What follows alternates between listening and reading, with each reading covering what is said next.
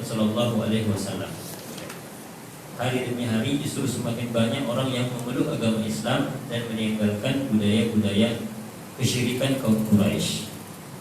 Nah, jadi usaha yang mereka lakukan kemudian berubah.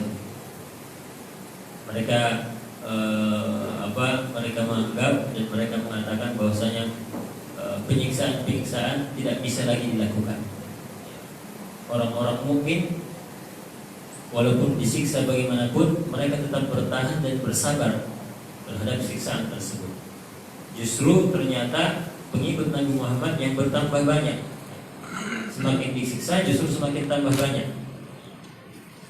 Dan tidak ada satupun yang murtad dari agama Islam walaupun diterpa dengan siksaan-siksaan yang mereka lakukan. Nah, inilah bedanya agama Islam ketika agama Islam didakwahkan. Agama Islam didakwahkan walaupun agama Islam mempunyai kekuatan, mempunyai militer, tapi agama Islam tidak mendakwahkan agamanya dengan cara represif, tidak cara dengan menekan, menyiksa, menindas, mengintimidasi, tidak. Karena Allah Subhanahu wa taala sudah tegaskan la ikraha fiddin, tidak ada paksaan dalam agama. Maka agama Islam senantiasa didakwahkan dengan cara yang baik, dengan cara dakwah, dengan cara hiwar, dengan cara bercakap, dengan cara mengajak berpikir, mengajak diskusi, bukan dengan cuci otak, bukan dengan pemaksaan dan intimidasi.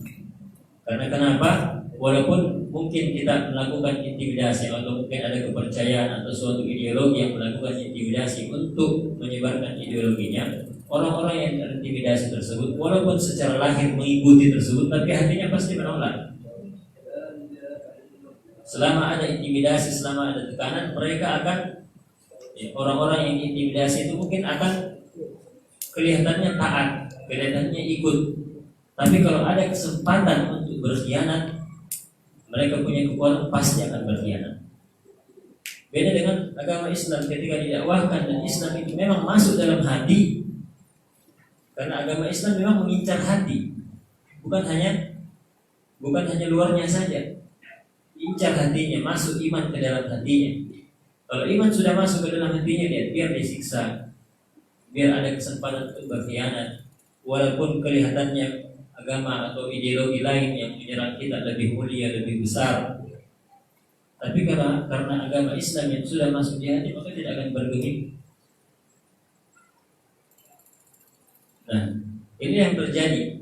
Quraisy semakin lama semakin menyiksa, ternyata pengikut Nabi Muhammad semakin banyak. Nah, akhirnya mereka pun kemudian berdiskusi. Sebutkan di sini mereka berdiskusi. Apa kira-kira solusi selanjutnya untuk membendung dakwah Nabi Muhammad SAW?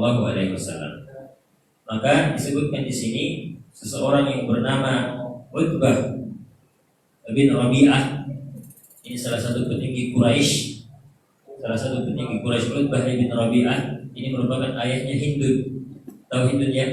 Istrinya Abu Sufyan radhiyallahu anhuma. Yang pada akhirnya alhamdulillah Hindun dan suaminya ini masuk Islam. Yang juga ayahnya Abu Hudzaifah. Abu Hudzaifah yang terkenal. Nah, Utbah bin Rabi'ah ini kemudian berdiskusi dengan orang-orang Quraisy. Dia pun mengatakan, ya ma'syar Quraisy, wahai orang-orang Quraisy, ala aqumu ila Muhammad. Aku akan datang atau menemui Nabi Muhammad SAW. Dia bilang, tidakkah aku harus datang menemui dia? Fabukallimuhu, agar supaya saya bisa berbicara dengannya. Wa a'ridu alaihi umuran la'allahu yaqbalu ba'daha. Dan saya tawarkan kepada dia beberapa hal yang semoga saja dia mau menerimanya. Maksudnya sebagai ganti agar Nabi Muhammad menghentikan dakwahnya. Fanuti'uhu ayyuha sya'a, dan kita akan menaati dia apapun itu, apapun yang menjadi kehendaknya. Wa yakuffa anna, agar supaya apa? dia Muhammad itu berhenti dari dakwahnya, tidak mengganggu kita lagi. Nah, kejadian ini disebutkan di sini ketika Hamzah bin Abdul Muttalib radhiyallahu anhu telah masuk Islam. Ya, dan mereka pun melihat bahwasanya pengikut Nabi SAW bertambah banyak dengan keislaman Hamzah bin Abdul Muttalib. Nah, kemudian orang-orang Quraisy menimpali bala, betul. Ya Abul Walid, ini julukannya Utbah bin Rabi'ah, Abul Walid. Bala ya Abul Walid, kum ilahi, pergilah ketemu dengannya. Fakallimhu, dan berbicara dengannya. Faqama ilaihi Utbah, lalu kemudian pergilah Utbah ini bertemu dengan Nabi sallallahu alaihi wasallam. Kemudian dia pun mengatakan, ya ibna akhi, wahai anak saudaraku, innaka minna haitsu qad alimta minas sabri sabri fil ashirah. Sesungguhnya wahai anak saudaraku, engkau adalah orang-orang yang dekat hubungan keluarganya dengan kami. Engkau punya kedudukan dalam nasab. Wa innaka qad ataita qaumaka bi amrin 'azim, dan sesungguhnya engkau telah datang kepada kaummu dengan sesuatu yang serius, maksudnya dakwah Islam. Faradta bihi jama'atahu, yang dengannya engkau mencerai-beraikan jamaah kaummu, membuat terpisah, membuat terpecah belah. Wasaffahta bihi ahlamahum, dan engkau menjelek-jelekkan, merendahkan mereka, kaummu, menyesatkan mereka. Wa'idta bihi alihatahum wa dinahum, dan engkau menjelek-jelekkan Tuhan-Tuhan mereka dan juga agama mereka. Wa kafarta bihi man madha min abaihim, dan engkau mengkafirkan nenek-nenek moyang mereka. Fasma' minni a'ridu 'alaika umuran tanzuru fiha, maka dengarkanlah aku, aku akan menawarkan kepadamu beberapa hal yang coba engkau lihat-lihat dulu, coba engkau pertimbangkan. La'allaka taqbalu minha ba'daha, mungkin ada di antaranya engkau akan terima. Maka Rasulullah mengatakan, qul ya Abul Walid asma', katakan wahai Abul Walid, saya akan mendengarkan dengan baik. Rasulullah mengatakan, saya akan mendengarkan, silakan katakan, saya akan mendengarkan. Maka dia pun mengatakan, Utbah bin Rabi'ah mengatakan, ya ibna akhi, saya wahai anak saudaraku, in kunta innama turidu bima ji'ta bihi min hadzal amr malan, jika engkau berdakwah selama ini engkau menginginkan harta, jama'na laka min amwalina hatta takuna aktsarana malan. Jika kamu menginginkan harta dengan dakwahmu, maka kami ini orang-orang Quraisy akan kumpulkan harta kami, lalu berikan kepadamu sehingga kamu menjadi orang yang paling kaya di antara kami. Wa in kunta turidu bihi syarafan sawwadnaka alaina. Kalau kamu menginginkan kedudukan, jabatan, posisi, maka kami akan jadikan engkau sayyid, jadikan engkau tuan bagi kami semua. Hatta la naqta'a amran dunaka, sehingga kalau kami ingin memutuskan suatu perkara, kami tidak akan memutuskan perkara tersebut sebelum meminta pendapat. Jadi posisi jabatan, dia tawarkan jabatan. Wa in kunta turidu bihi mulkan malaknaka alaina, dan kalau engkau menginginkan jadi raja, inginkan kerajaan, kami akan jadikan engkau raja. Jadi tawaran-tawarannya dunia semua, harta jabatan, harta jabatan dan raja, posisi. Wa in kana hadzal ladzi ya'tika ri'yan tarahu la tastati raddahu an nafsika talabna laka tib. Dan jika seandainya yang engkau datang ini adalah suatu penyakit, jika yang menimpa ini penyakit, engkau berdakwah karena ditimpa penyakit atau ditimpa kegilaan atau ditimpa istilahnya, kalau orang ini kalau pakai dukun itu mencelakakan orang lain, santet ya, engkau disantet misalnya ya, engkau disantet sehingga engkau tidak bisa menolak santet yang dijampi tersebut, maka ya kami akan berusaha untuk menyembuhkanmu, dan kami akan mengumpulkan harta kami dalam usaha untuk membebaskan kamu dari penyakit. Dikira dakwah ini penyakit.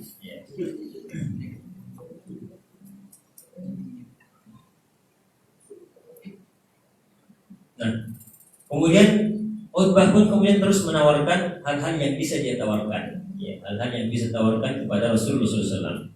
Maka setelah Utbah bin Rabi'ah selesai, maka kemudian Rasulullah mengatakan, "Awaqad faragta ya Abul Walid?" Kamu sudah selesai Abul Walid? Sudah selesai semua yang kau mau bilang? Maka na'am, ya saya sudah selesai. Fasma' minni. Maka Rasulullah mengatakan, kalau begitu sekarang giliran dengarkan saya. Ini salah satu adab yang dicontohkan oleh Rasulullah SAW dalam berhiwar, dalam berdiskusi, dalam melakukan percakapan dengan lawan bicara atau lawan yang memang punya pikiran yang berbeda dengan kita. Bahkan dalil ini sering disebutkan. Kalau kita mau lihat banyak buku-buku dikarang tentang bagaimana hiwar itu di Islam, bagaimana percakapan, adab-adab percakapan, adab-adab berdebat, adab-adab berdiskusi dalam Islam. Selalu diangkat dari kisah ini, bahwa salah satu adabnya adalah kita harus jadi pendengar yang baik dulu sebelum kita mengutarakan pendapat kita. Assalamualaikum. Jadi kita harus menjadi pendengar yang baik dulu, dengarkan baik-baik lawan bicara kita. Ini bentuk penghargaan kepada dia. Dengarkan dulu apa katanya. Kalau misalnya kita mau berdiskusi, baru setelah itu kalau sudah selesai baru giliran kita. Rasulullah sama sekali tidak memotong pembicaraan. Ini salah satu adab buruk yang tidak boleh kita lakukan, memotong pembicaraan orang lain. Kalau kita ingin didengar, maka jadilah pendengar yang baik. Jadi Rasulullah bilang, silakan saya dengar. Sudah selesai, bertanya dulu. Sudah selesai, kalau masih ada silakan lanjut. Kalau sudah selesai ya sudah. Kalau sudah selesai, baru kemudian silakan mendengarkan saya. Saya lagi yang bicara. Nah, ini adab yang perlu kita perhatikan. Ini adab-adab yang perlu kita perhatikan ketika kita berdiskusi dengan orang. Ya. Jangan menotong pembicaraan. Jangan seperti antum pernah nonton ALC. Orang itu kalau memotong pembicaraan, padahal sudah didengarkan baik-baik. Dia bicara tidak ada yang motong, tapi pas orang lain bicara, subhanallah, motong terus dan marah-marah. Ini contoh yang sangat tidak baik. Bisa terlihat bagaimana karakter seseorang ketika berdebat, ketika sudah terpojok, ketika merasa kedudukannya, ketika merasa kewibawaannya sudah jatuh, maka dia tidak akan sabar lalu kemudian buru-buru untuk memotong pembicaraan. Nah, sebagai seorang Islam, orang mukmin, tentara, ya. Kalau yang barusan kita lihat, ya, yang kasus apa itu? Pancasila musuh agama. Antara Ustaz Zaitun dengan yang lainnya itu. Ya. Tentara yang berada bagaimana, yang menyejukkan hati yang mana, yang memang yang betul-betul mau menjadi pendengar yang baik lalu kemudian berbicara. Bahkan Rocky Gerung pun yang bukan muslim, dia punya adab seperti ini.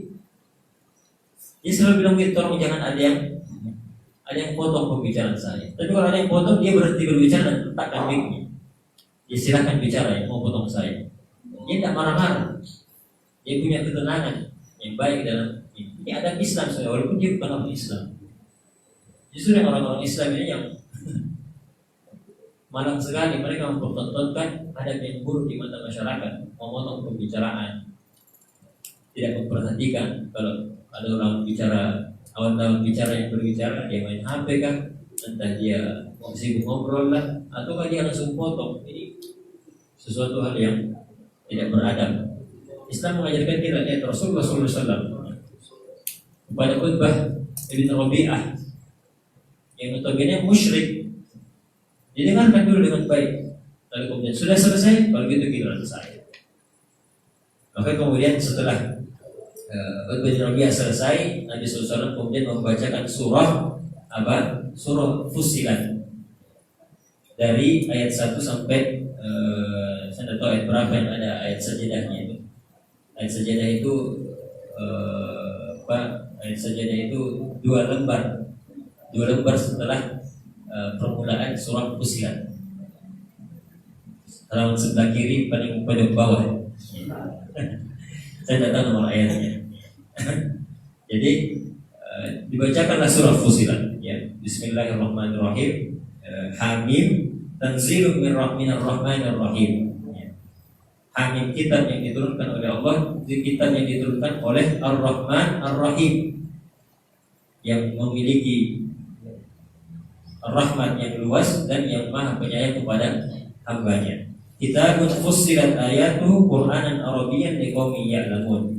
Inilah kitab yang sudah dijelaskan ayat-ayatnya Qur'anan Arabiyyan dalam bahasa Arab liqaumin ya'lamun, untuk orang-orang yang mengetahui. Basyiran wa nadhiran, sebagai pemberi kabar gembira dan juga peringatan.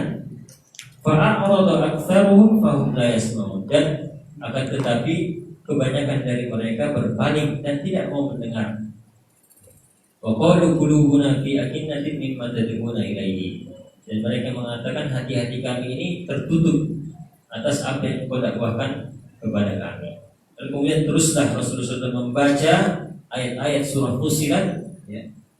Beberapa ayat berlalu, lalu kemudian di sini sampai di sini Utbah bin Rabi'ah keenakan mendengarkan Al-Quran yang dibacakan oleh Rasulullah SAW, sampai dia meletakkan kedua tangannya bersandar ya, bersandar pada 2 tangannya sambil mendengarkan, sampai kemudian selesai Rasulullah SAW membacakan di surah yang ada ayat sajadahnya, dan Rasulullah pun sujud. Ayatnya wala tasjudu lisyamsi wala lil qamar. Jangan sujud kepada matahari dan rembulan, tapi sujudlah kepada yang menciptakan matahari dan rembulan. Kemudian Rasulullah sujud.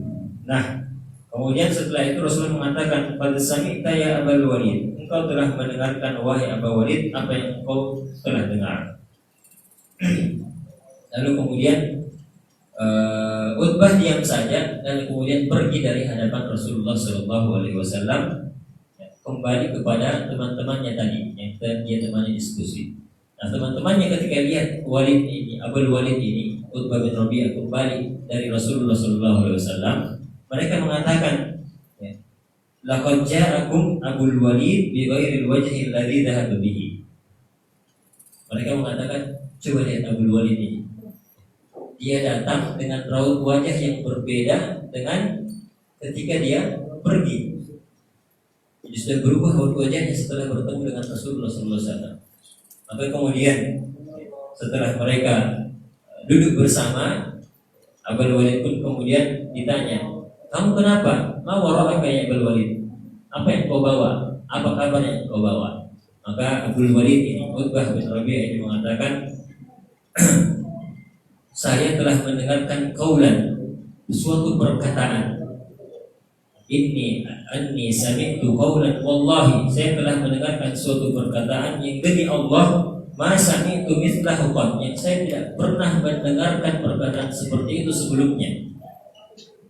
Wallahi, demi Allah, ma huwa bisyir, demi Allah itu bukan syair-syair.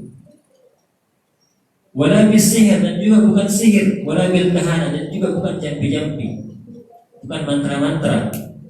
Ya ma'syar Quraisy, wahai orang-orang Quraisy, fa wallahi, wahai orang Quraisy, atiquni waj'aluha bi, patuhilah aku dan serahkan kepadaku.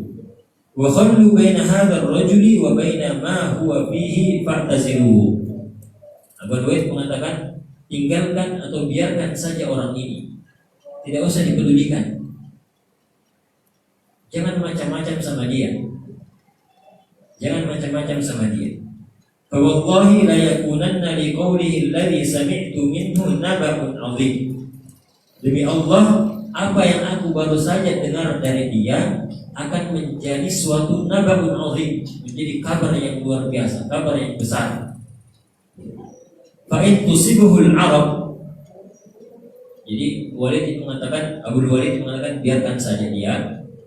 Wa in tusibuhul Arab, kalau nanti kaum Arab seluruh jazirah Arab ini kemudian menghancurkan Muhammad, ya, faqad kafaitumu bi ghairikum. Kalian telah menghancurkan dia tanpa berbuat apa-apa. Maksudnya kalau mau dia dihancurkan, jangan kita yang langsung hancurkan dia. Kita tidak usah berhubungan, biarkan orang lain saja yang hancurkan dia.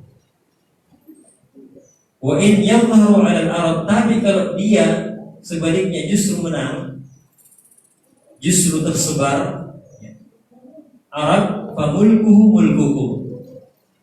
Jadi kalau mereka atau kalau Nabi Muhammad ini yadhhar, menang di kalangan Arab, suku-suku Arab seluruhnya, famulkuhu mulkukum, maka kerajaan yang dipimpin oleh Nabi Muhammad SAW ini juga akan menjadi kerajaan kalian. Wa izzuhu izzukum, dan kemuliaannya juga akan menjadi kemuliaan kalian. Wa kuntum as'adun nasi bihi, dan kalian akan menjadi orang yang paling bahagia dengannya. Maksudnya apa? Kita biarkan saja. Kalaupun nanti Arab menghancurkan dia, ya sudah. Bukan kita yang hancurkan, orang lain. Tapi kalau dia menang, jadi mulia, jadi tinggi, kita juga ikut tinggi. Kita juga ikut mulia, kerajaannya juga kerajaan kita, dan kita akan menjadi bagian. Jadi begitu saja maksudnya Walid ini. Tidak usah diganggu-ganggu. Ya, kita biarkan apa yang terjadi sama dia. Kalau dia dihancurkan, maka sudah, bukan kita yang hancurkan. Kalau dia mulia, kita ikut mulia. Begitu ceritanya. Begitu usulannya Utbah bin Rabi'ah. Lalu kemudian orang-orang yang mendengar itu mengatakan, saharaka wallahi ya Abul Walid bilisanihi, engkau sudah disihir oleh Muhammad, engkau sudah disihir. Maka Abul Walid mengatakan, hadza ra'yi fi, ini pendapatku tentangnya, fasna'u ma badalakum, silakan kalian bertindak sesuai apa yang kalian suka. Ini pendapatku saja, silakan kalian lakukan apa yang kalian suka. Jadi usulannya Walid atau Utbah bin Rabi'ah ini setelah mendengarkan Al-Quran, ya, sebenarnya pasti ya, dia sangat terpengaruh dengan apa yang dia dengarkan dari Rasulullah SAW. Tapi karena kesombongan tidak mau beriman. Jadi dia bilang apa? Dia jadi mau benadu saja, numpang. Kalau Nabi Muhammad hancur, ya kita jangan ikut hancur. Tapi kalau mulia baru kita ikut. Ya, begitu ceritanya. Supaya kita tidak usah capek-capek daripada ngurusi dia. Nah, dari riwayat yang lain disebutkan bahwasanya ya, Rasulullah SAW ketika membacakan ayat tadi, membagian ayat tadi, ayat-ayat di surah Fusilat. Nah, ketika sampai di firman Allah Subhanahu wa taala, fa in a'radu faqul anzartukum sa'iqatan mithla sa'iqati 'adin wa thamud. Kata Allah Subhanahu wa taala, kalau mereka berpaling, maka katakanlah anzartukum sa'iqah, saya telah memberikan peringatan kalian atas sa'iqah, azab-azab yang menimpa kaum 'Ad dan kaum Thamud. Maka mendengarkan hal itu, mendengarkan firman Allah itu, ya, maka si Utbah bin Rabi'ah kemudian tiba-tiba berdiri kayak orang khawatir, bahwa ayatahu ala fam Rasul, dia kemudian menutup dengan tangannya mulut Rasulullah SAW dan mengatakan anshudukallahu warrahim, tolong berhenti demi Allah dan demi kekerabatan kita, berhenti, jangan lagi lanjutkan. Khawatir ini, ya, jangan sampai apa? Jangan sampai itu tadi. Kan ayatnya berbunyi, saya sudah peringatkan kamu terhadap sa'iqah tadi itu. Jangan sampai sa'iqah itu menimpa saya. Dia suruh berhenti, jangan sampai saya dengar. Ya. Lalu kemudian dia pun kembali kepada kaumnya. Ini riwayat yang lain. Nah, dari sini kita tahu sebenarnya Al-Quran ini sangat masuk ke dalam hatinya Allah Ta'ala. Nah, setelah itu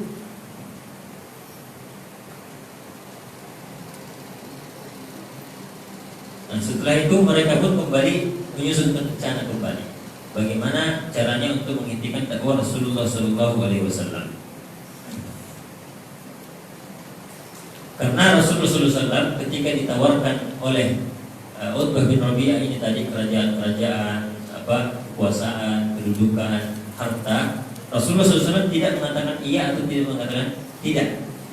Maka mereka pun kembali untuk berusaha menawarkan hal-hal yang sama tadi kepada Nabi Shallallahu Alaihi Wasallam. Ketika mereka berkumpul pada suatu hari di sekitar Ka'bah setelah turun atau setelah tenggelam matahari, ya, mereka pun kemudian mengutus seseorang untuk memanggil Nabi Muhammad Shallallahu Alaihi Wasallam. Nah, ketika Rasulullah tiba di hadapan mereka, mereka kembali menawarkan apa-apa yang mereka atau apa-apa yang Utbah bin Rabi'ah itu tawarkan. Maka kemudian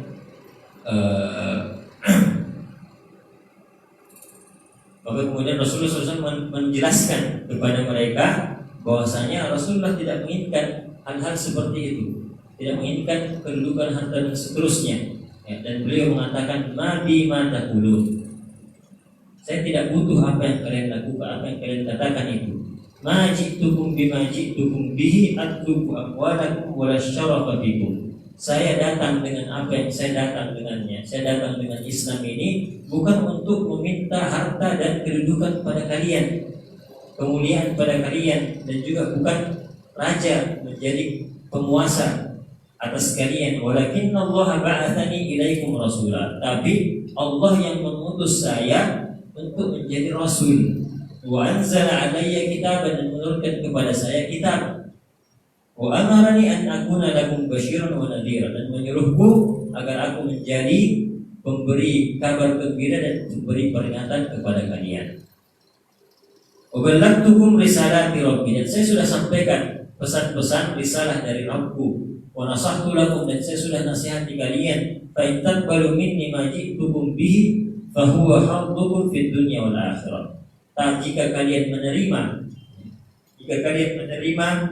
apa yang aku datang dengannya, menerima Islam, maka itu adalah bagian kalian di dunia dan akhirat. Tapi kalau kalian menolak, ya, asbir li amrillahi hatta yahkumallahu baini wa bainakum. Saya akan bersabar dengan perintah Allah ini, tetap berdakwah, ya, sampai Allah memutuskan perkara antara aku dengan kalian.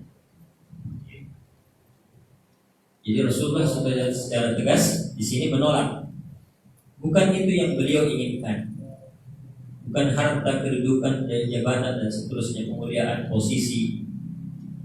Yang beliau inginkan, beliau cuma seorang rasul yang kemudian menyampaikan risalah dari Allah Subhanahu wa Ta'ala. Dan ini kita temukan banyak di dalam Al-Quran, ya, semua nabi mengatakan seperti itu. Dengan dakwah ini saya tidak menginginkan kepada kalian apa? Harta.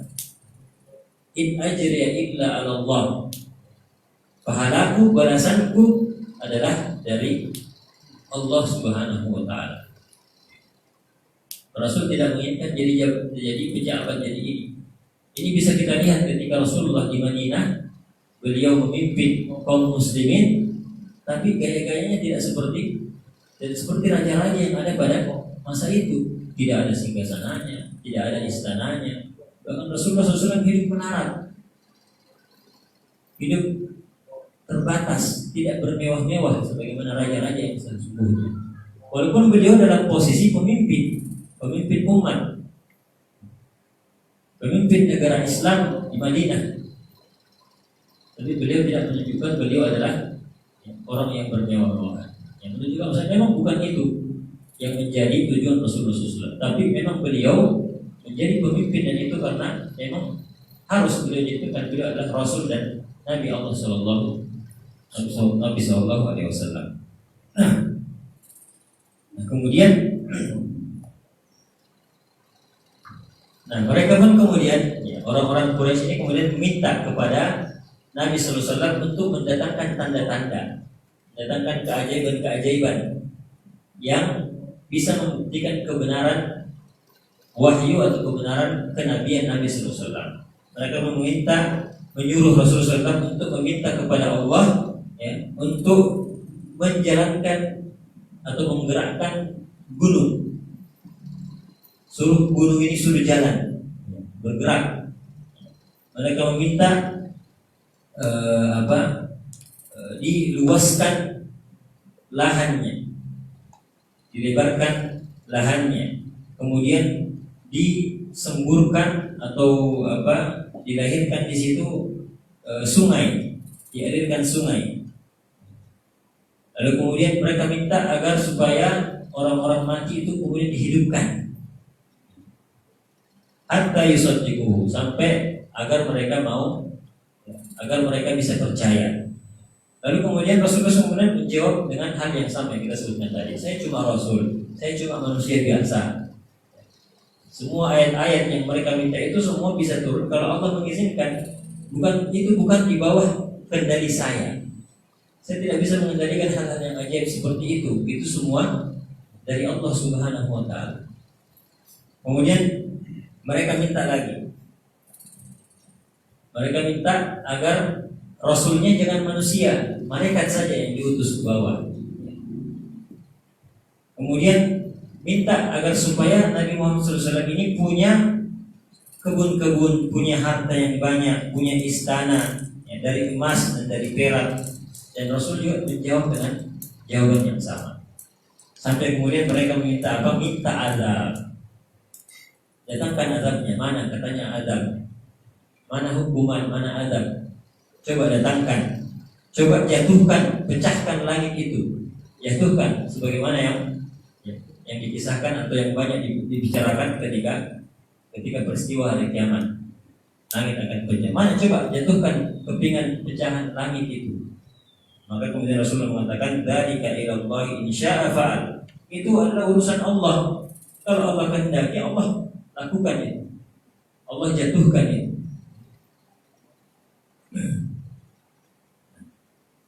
Akhirnya ya, orang Quraisy yang tidak mau menerima, tetap tidak menerima, dan akhirnya Rasulullah SAW kembali pulang dengan hati yang sedih.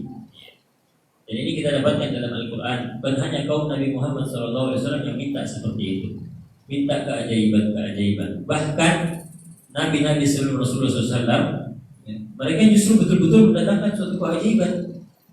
Musa, tongkatnya berubah jadi ular, tangannya mengeluarkan cahaya. Bahkan di Al-Quran disebutkan ada 9 mukjizat Nabi Musa alaihissalam. Tapi ternyata bentuknya tidak beriman semuanya. Fir'aun tidak beriman. Nabi Saleh keluar unta betina dari batu. Dan begitu banyak mukjizat yang orang-orang kafir, orang-orang musyrik itu saksikan, tapi mereka juga tidak mau beriman. Sama saja ini. Makanya di dalam Al-Quran kita sebutkan itu, di dalam Al-Quran surah Al-Isra itu mereka mengatakan wa qalu lan nu'mina laka. Mereka mengatakan saya tidak akan beriman kepadamu wahai Muhammad, ya, hatta tafjura lana minal ardi yanbu'a, sampai engkau menyemburkan mata air dari bumi. Au takuna laka jannatun min nakhilin au inabin fatufajjirul anhara khilalaha tafjira. Atau kamu punya, ya, kami tidak akan beriman kepadamu sampai kamu punya sampai kamu punya kebun-kebun dari kurma, kebun-kebun kurma dan kebun-kebun anggur. Lalu kemudian kamu alirkan sungai-sungai di antara kebun tersebut. Au tusqitu alaina kisafan minas sama. Kami juga tidak akan beriman kepadamu sampai kamu mau menjatuhkan pecahan langit itu. Kama za'anta, sebagaimana yang engkau klaim bahwa kiamat nanti akan seperti itu. Coba jatuhkan sekarang, hadirkan sekarang. Au ta'tiya billahi wal malaikati qabila, atau kamu datangkan malaikat dan Allah untuk bertemu dengan kami langsung. Au takuna laka baitun min zukhruf, atau engkau punya rumah yang terbuat dari emas. Minta yang ajaib-ajaib semua yang begitu. Au tarqa fi sama, atau kamu naik ke langit. Jadi mereka kamu minta Rasul terbang naik ke langit, ya. Autar kofis sama lalu kamu itu turun membawakan kitab. Walan nu'mina liruqiyyika hatta tunazzila alaina kitaban naqra'u. Dan kami tidak akan percaya kamu sudah naik ke atas sampai kamu turun dengan suatu kitab yang bisa kami baca. Maka Allah SWT mengatakan kepada Nabi Muhammad, "Qul subhana rabbi." Maha suci Allah, hal kuntu illa basyaran rasulah. Bukankah saya ini cuma manusia yang menjadi utusan Allah? Tak bisa saya adakan yang ajaib-ajaib seperti itu. Itu bukan kehendaki saya. Kalaupun ditunjukkan kepada mereka keajaiban-keajaiban, mereka pasti bilang apa? Mereka pasti bilang mata kami telah disihir. Susah. Didatangkan ayat-ayat Al-Quran, mereka bilang syair-syair. Ditunjukkan keajaiban, dibilang disihir. Jadi bagaimana kalau mau beriman?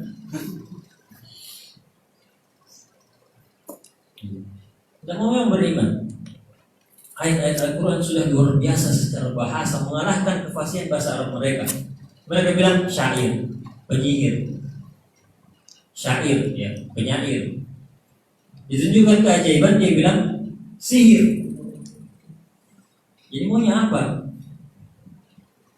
Bahkan lebih jauh lagi, ya, yang menunjukkan ketololan dari orang-orang musyrik ini, mereka minta azab. Mereka mengatakan, Allahumma in kana hadha huwal haqqu min indika fa'amtir alaina hijaratan minas samai aw itina bi adzabin alim. Ya Allah, seandainya yang dibawa Muhammad ini adalah kebenaran, ya, maka turunkanlah atau hujani kami dengan batu, atau datangkan kepada kami azab yang pedih. Kan bodoh ini. Harusnya kan dia bilang, kalau memang ini kebenaran, maka tunjukilah kami hidayah supaya bisa ikut di situ. Ini jelasnya kalau ini kebenaran, maka azab kami. Di mana otaknya? Artinya memang apa? Memang tidak mau beriman. Seandainya mereka adalah punya itikat baik untuk mengikuti kebenaran, mereka mesti bilang kalau ini benar, maka bimbing kami kepada kebenaran ini. Bukan kalau ini benar, turunkan azab kepada kami.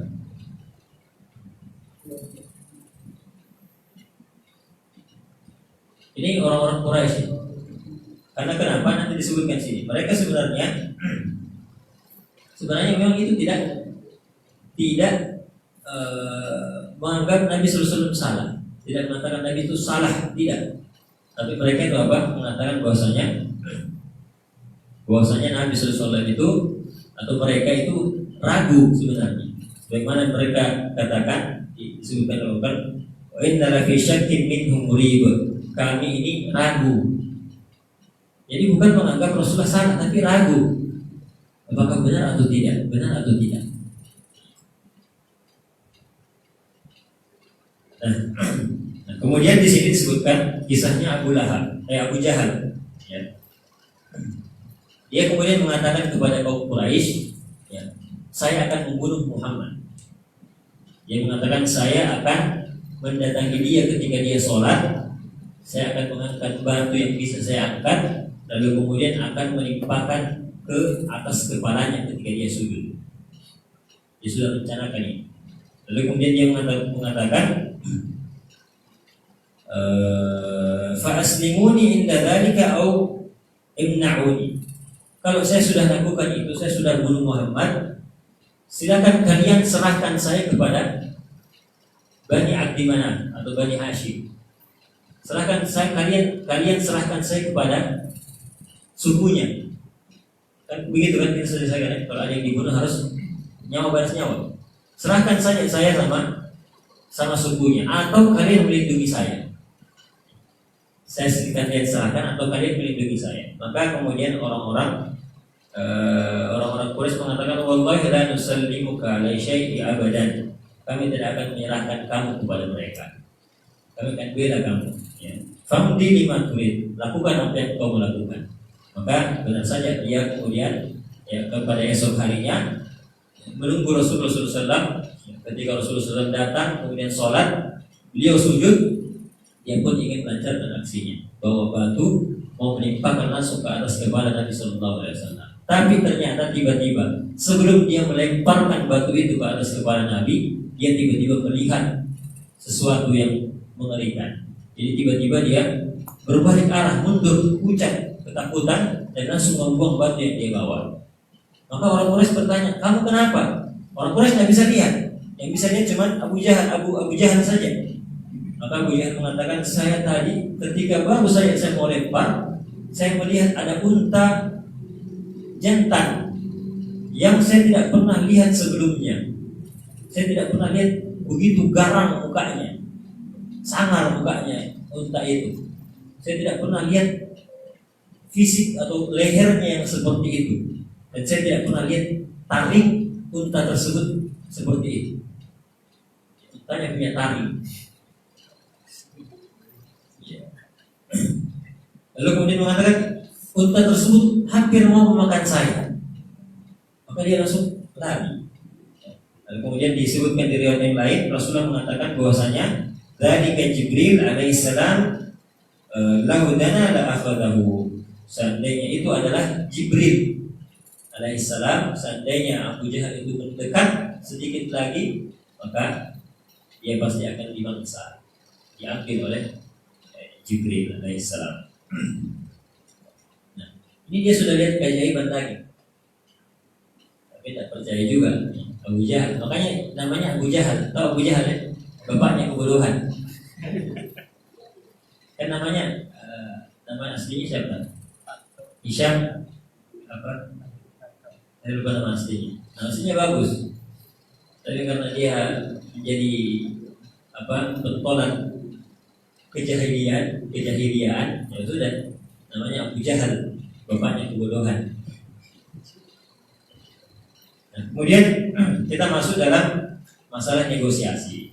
Nah, mereka kemudian mengambil langkah yang lain dalam membendung dakwah Rasulullah SAW. Karena itu tadi kita bilang bahwasanya mereka sebenarnya tidak menganggap secara mutlak Rasulullah SAW itu sesat atau salah. Mereka cuma anggap mereka cuma ragu saja. Karena di sisi lain dia tahu bahwa Rasulullah ini cuma adalah orang yang jujur, dan ayat-ayat yang dibawa Rasulullah adalah ayat-ayat kebenaran. Tapi di sisi lain mereka tidak mau meninggalkan agama atau budaya nenek moyang mereka, sehingga mereka ragu-ragu. Dan akhirnya mereka pun memutuskan untuk bernegosiasi, mengalah sedikit. Akhir tawaf mengelilingi Ka'bah, beberapa orang bernama Aswad bin Muttalib, Ibn Asad, Ibn Abdul Izza, kemudian Al-Walid bin Mughirah dan Umayyah bin Khalaf. Tiga orang ini, Al-Aswad, kemudian Al-Walid bin Mughirah dan Umayyah bin Khalaf. Al-Walid bin Mughirah ini bapaknya Khalid bin Al-Walid, dan kemudian Umayyah bin Khalaf ini majikannya siapa? Bilal bin Rabah. Majikannya Bilal bin Rabah. Juga bersama Al-As bin Wa'il. Nah, mereka adalah petinggi-petinggi Quraisy tentu saja. Lalu kemudian mereka mengatakan kepada Rasulullah SAW, wahai Muhammad, ya Muhammad, halumma, marilah falna'bud ma ta'bud. Marilah kami akan menyembah apa yang engkau sembah. Wa ta'budu ma na'bud, dan kamu juga sembah apa yang kami sembah. Jadi mereka mengalah, tidak lagi mengatakan kamu pokoknya harus kembali sembah kami. Jadi mereka mengalah sedikit dan oke lah, kami sembah apa yang kamu sembah, tapi kamu juga sembah apa yang kami sembah. Ya. Fanashtariku nahnu wa anta fil amr. Jadi kita ini saling istirak, saling berbagi. Fa in kana alladhi ta'budu khairan mimma na'budu kunna qad akhadna bihaqqina minhu. Kalau seandainya, orang-orang ini mengatakan, kalau seandainya yang engkau sembah itu lebih baik daripada yang kami sembah, berarti kami sudah ambil bagian, ya kan? Kami sudah ambil bagian. Jadi mereka juga mengatakan, kalau yang kami sembah itu lebih baik daripada yang kamu sembah, maka kamu juga sudah ambil bagian. Jadi seperti itu. Jadi Rasul diajak abu-abu. dia itu abu. Padahal harus hitam putih kan begitu. Kalau masalah akidah Islam seperti ini, syirik dan iman itu harus putih atau hitam. Tak boleh abu-abu seperti ini. Dan abu-abu termasuk sama saja syirik juga kalau begitu. Kalau kita menyembah selain Allah Subhanahu wa taala. Tidak ada yang namanya abu-abu. Jadi di sini mereka tawarkan itu kepada Rasulullah. Jadi kalau kita sembah bersama-sama, ya, menyembah bersama-sama berhala, dan kita juga menyembah bersama-sama Allah, kalau yang kami sembah lebih baik, maka kamu juga sudah ambil bagian dari kebaikan itu. Kalau yang kamu sembah lebih baik, kami juga sudah ambil bagian. Maka kemudian Allah menurunkan surah apa? Al-Kafirun, yang menjelaskan bahwasanya Anda saya. Qul ya ayyuhal kafirun la a'budu ma ta'budun, dan seterusnya. Yang intinya kemudian di akhir lakum dinukum waliyadin. Saya tidak menyembah apa yang kamu sembah, kamu juga tidak menyembah apa yang saya sembah. Lakum dinukum waliyadin. Agamamu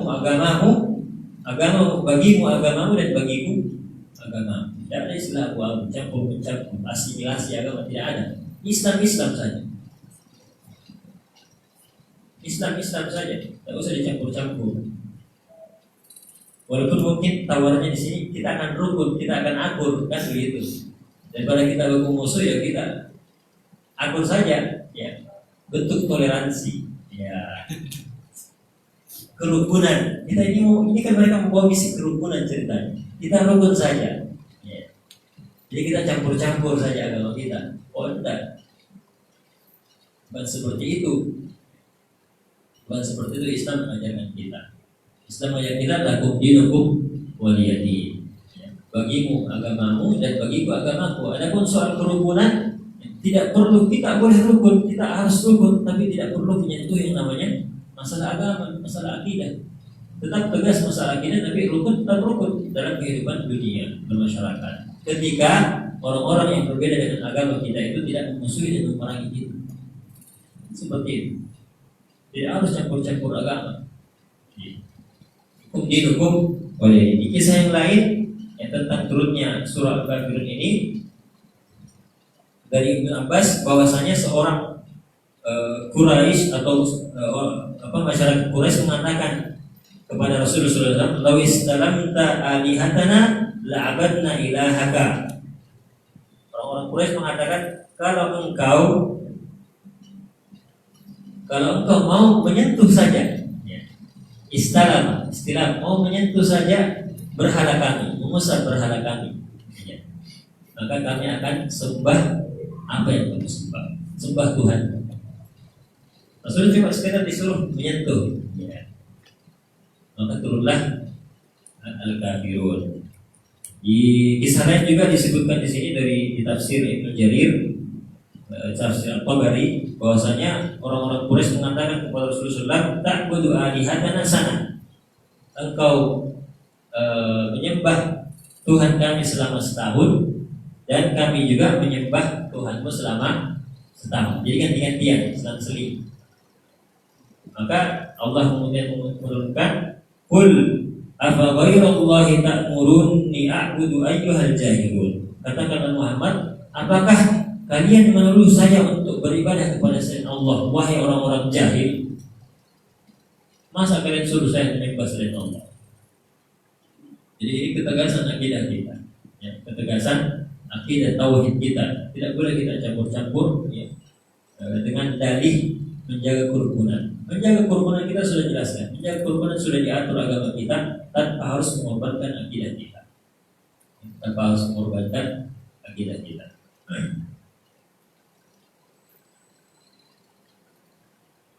Nah, di antara mereka yang lain juga ada yang mengatakan bahwasanya kalau begitu oke lah, ya.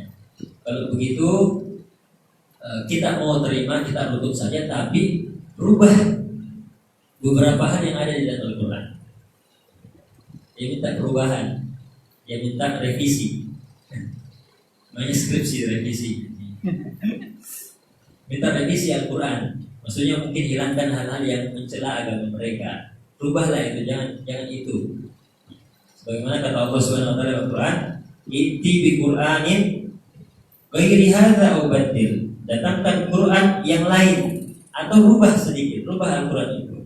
Maka kemudian Allah memerintahkan kepada Nabi untuk mengatakan kul, katakanlah Muhammad, ma yakunu li an ubaddilahu min tilqa'i nafsi. Saya tidak punya hak atau saya tidak punya kewenangan untuk merubah Al-Quran itu.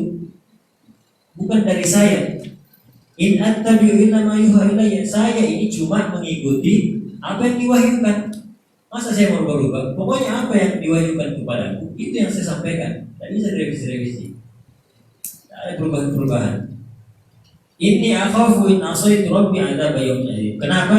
Karena saya khawatir dan takut jika saya bermaksiat kepada Tuhanku, saya takut akan azab di hari yang azim, di hari kiamat. Nah, makanya Allah Subhanahu wa taala mengatakan juga di surah Al-Isra, ya. Di surah Al-Isra beliau mengatakan, Allah mengatakan wa in kadu la yaftinunaka 'anil ladzi awhayna ilaika litaftari 'alaina ghairah. Mereka hampir saja menggodamu wahai Muhammad.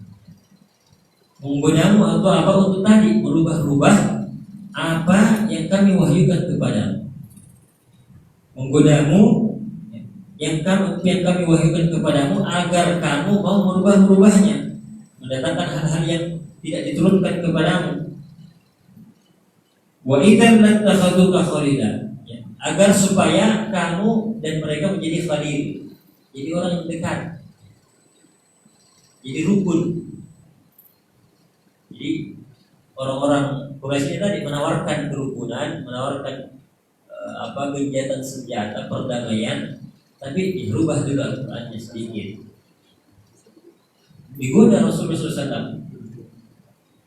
Ya, lalu kemudian kata Allah Subhanahu wa taala, walaula an thabbatnaka laqad kitta tarkanu ilaihim syai'an qalila. Kalau seandainya bukan kami yang meneguhkan engkau wahai Muhammad, kamu pasti akan condong kepada mereka, ikuti apa maunya mereka. Ya. Kalau kamu ikuti itu, lakukan itu, idzal la'adzaqnaka dhifal hayati wa dhifal mamat. Kalau kamu lakukan itu, kami akan rasakan kepadamu. Kami akan membuat kamu merasakan azab yang berlipat ganda di dunia dan di akhirat. Kenapa harus berlipat ganda? Karena dia Rasul. Dia sudah terima wahyu. Dia sudah punya ilmu. Sudah sangat mengenal kebenaran. Tapi kalau sampai dia lari dari kebenaran setelah pengetahuannya, setelah ilmunya, maka pantas saja kalau azabnya pasti berlipat ganda. Beda dosanya orang yang bodoh dengan dosanya orang yang alim. Beda dosanya orang yang jahil dengan dosanya orang yang alim. Orang yang alim pasti lebih besar karena dia sudah tahu kok mengajarkan begitu. Tsumma la tajid laka alaina nasira. Lalu kemudian kamu tidak akan mendapatkan seseorang pun yang akan menjadi penolong. Jadi Allah sudah tegaskan di sini. Laula an tsabbatnaka, kalau bukan kami yang meneguhkan kamu wahai Muhammad. Allah yang meneguhkan kita. Maka untuk menghadapi banyaknya syubhat sekarang, bisikan-bisikan dengan retorika yang luar biasa yang menggoda dari orang-orang liberal, orang-orang yang mengaku orang-orang yang progresif katanya, tidak konservatif, mengatakan menafsirkan Al-Quran dengan cara yang lain sehingga menghasilkan hukum-hukum yang sangat berbeda. Jilbab tidak wajib, LGBT halal boleh. Ya, banyak orang termakan karena begitu luar biasa cara penyampaiannya, retorikanya, disajikan dengan data atas dasar penelitian dan seterusnya. Kita minta di tengah-tengah badai gelombang syubhat seperti ini untuk Allah meneguhkan kita, karena Allah katakan sendiri, kalau bukan kami yang meneguhkan engkau wahai Muhammad, kamu akan condong. Begitu juga kita. Kalau Allah tidak teguhkan kita, kita akan condong. Kita akan menyeleweng. Jelas doa yang Nabi sallallahu alaihi wasallam ajarkan, ya muqallibal qulub tsabbit qalbi ala dinik. Wahai Maha membolak-balikkan hati, teguhkan, kokohkan hatiku di atas agama yang benar, pemahaman yang benar. Nah, alhamdulillah boleh kita minta kepada Allah agar menetapkan hati kita, tidak termakan syubhat-syubhat dari orang-orang liberal, sekuler dan seterusnya, yang sekarang menjadi hal yang begitu mengkhawatirkan. Begitu banyak mereka justru yang banyak menduduki jabatan-jabatan penting di pemerintahan, sehingga bisa saja akhirnya lahir kebijakan-kebijakan yang kontroversi yang begitu banyak mengundang keresahan masyarakat kita. Kita minta agar Allah meneguhkan kita, meneguhkan kaum muslimin seluruhnya. Nah, setelah itu kaum Quraisy kembali merasa gagal. Tak bisa ternyata pakai negosiasi. Akhirnya mereka lakukan apa lagi? Cari solusi, tidak berhenti. Cari solusi terus untuk menghadapi Rasulullah SAW. Selalu mencari solusi, selalu mencari cara. Gagal sini cari yang lain, gagal lagi cari yang lain. Kan dari kemarin-kemarin ini kegagalannya terus yang kita ceritain, ya kan? Tidak pernah ada keberhasilan yang kita ceritakan. Kegagalan semua yang kita ceritakan kemarin. Akhirnya mereka apa? Mereka lakukan apa? Akhirnya oke lah. Bagaimana kalau kita menghubungi orang-orang Yahudi? Mereka sudah cari cara, cari koneksi yang lain. Mereka menghubungi orang Yahudi. Dan tidak heran memang kalau ada orang yang memusuhi Islam, mereka pasti bersatu. Satu kepentingannya, kalau mereka punya satu kepentingan yang sama, yaitu untuk menghancurkan Islam, untuk merendahkan Islam, pasti bersatu itu. Pasti bersatu. Nah, ini mereka kemudian mendatangi orang-orang Yahudi. Kita singkat saja kisahnya, karena sudah lewat waktunya. Intinya mereka sudah mengakui bahwa yang didatangkan oleh Rasulullah SAW ini bukan sihir, ya, beliau bukan penyair, bukan juga orang gila, dan seterusnya. Mereka sudah akui itu. Nah, kemudian mereka pun kemudian memutuskan untuk pergi ke Madinah, mengutus dua orang. Ya, seorang di sini yang diutus adalah siapa? An-Nadhr bin Harith, untuk pergi bersama beberapa orang yang lainnya. Jadi ini pentolannya An-Nadhr bin Harith ini yang menjadi pentolannya untuk pergi ke Madinah bertemu dengan orang-orang Yahudi. Kan orang-orang Yahudi menempati Madinah itu karena mereka tahu bahwasanya Nabi yang akan diutus akhir zaman itu akan berhijrah ke Madinah, ke tanah yang banyak kurmanya, pohon kurmanya. Cuman mereka kecewa karena ternyata Nabi yang terakhir ini tidak lahir dari kalangan Bani Israel, tapi lahir dari orang Arab, keturunannya Nabi Ismail alaihissalam. Sehingga itulah yang menghalangi mereka untuk beriman kepada Nabi Sallallahu Alaihi Wasallam. Nah, maka pergilah Nadhr bin Harith ini bersama beberapa orang ke Madinah. Mereka pun kemudian mendatangi ulama-ulama, pendeta-pendeta Yahudi. Maka pendeta Yahudi mengatakan, saluhu an salas, bertanyalah kepadanya tiga hal. Bertanyalah kepadanya, kepada Muhammad itu tiga hal. Kalau dia bisa jawab, maka dia adalah Nabi yang diutus. Tapi kalau dia tidak bisa jawab tiga hal tersebut, maka dia cuma orang yang datang dengan omong kosong. Maka kemudian mereka pun kembali pulang ke Mekah dan betul-betul mempertanyakan tiga hal tersebut kepada Nabi Sallallahu Alaihi Wasallam. Tiga hal ini adalah yang pertama, mempertanyakan tentang Ashabul Kahfi, pemuda-pemuda yang menyelamatkan agamanya di gua. Yang kedua, bertanya tentang Dzulkarnain. Bertanya dengan Sulaim an rajulin tawwaf balagha masyariqal ardi wa magharibaha. Bertanya tentang seorang laki-laki yang mampu mengelilingi dunia.